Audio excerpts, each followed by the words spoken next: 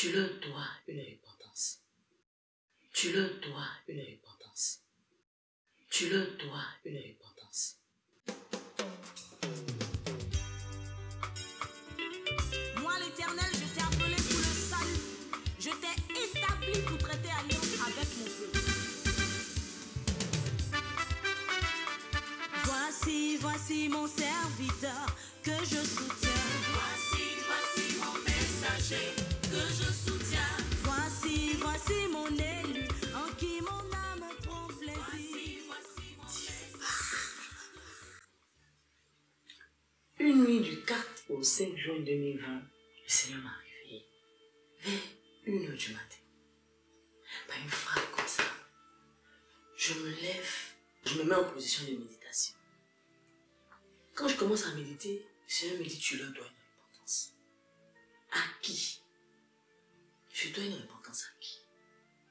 Je ne savais pas de quoi il s'agissait. Je m'interrogeais, je continuais de méditer.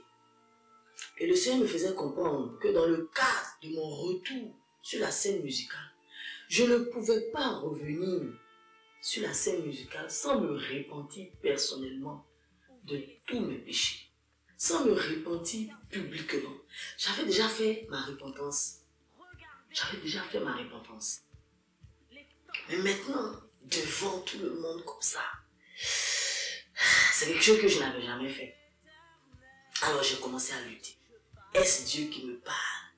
Est-ce maintenant qu'il faut le faire? Qu'il faut voir? Où aller? Donc de 1h du matin jusqu'à 4h, je luttais.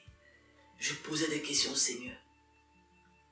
Jusqu'à ce que le Seigneur me dise, l'obéissance vaut mieux que le sacrifice.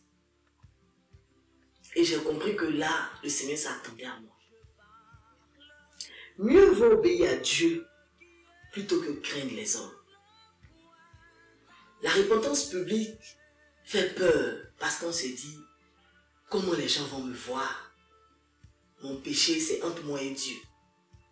Mais moi, le Seigneur m'a dit audiblement, une nuit du 4 au 5 juin 2020, tu leur dois une repentance.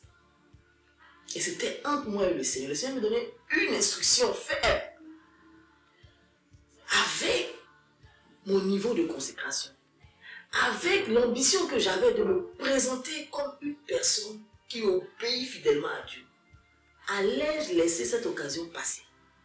Je vais entendre la voix de Dieu. Je vais entendre l'instruction de Dieu. Mon cœur va bouillir. Et puis je vais faire fi de ça. C'était difficile. Alors, après avoir lutté pendant près de 3 heures, j'ai compris que mieux valait obéir à Dieu. Donc j'ai demandé au Seigneur, que veux-tu que je fasse? J'ai pris une feuille, j'ai commencé à écrire ce que je devais dire. Alors je me suis présentée comme une servante de Dieu, une chante, une chrétienne, une personne qui vient représenter Dieu. Et puis derrière les caméras, j'étais fausse. J'étais tout le contraire de ce qu'exigeait ma position de chrétienne, de servante de Dieu, d'enfant de Dieu. Et c'est ce que le Seigneur attendait de moi à cette étape de ma relation avec lui.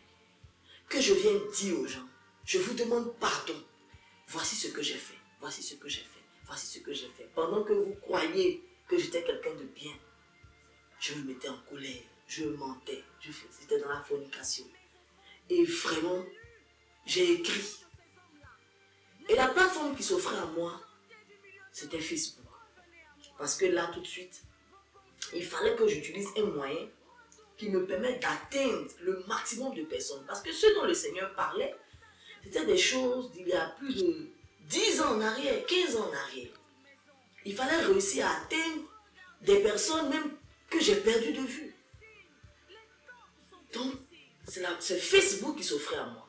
J'ai pris mon téléphone, je me suis enregistré en demandant pardon.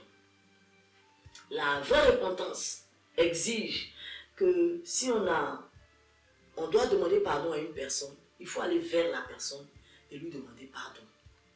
C'est une étape que j'ai déjà passée depuis plus de 2 ans.